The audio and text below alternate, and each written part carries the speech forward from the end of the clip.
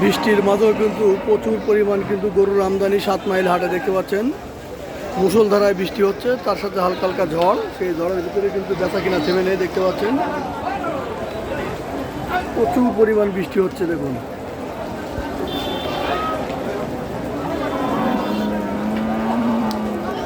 দু 2026 কুরবানির শেষ হাট আজকের 26/5/2026 তারিখে 7 মাইল হাট থেকে দক্ষিণবঙ্গের সবচেয়ে বড় হাট 7 মাইল হাট।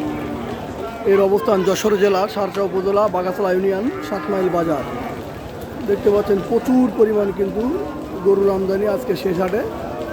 কিন্তু বৃষ্টির কারণে আসলে এই বেচা কিনা থমকে গেছে, কারণ ব্যাপারীরা হতাশ এবং ক্রেতারাও হতাশ, কারণ ক্রেতা নাই বললে চলে। আজকের হাটে 7 মাইল হাটে দেখতে পাচ্ছেন, দেখায় আপনাকে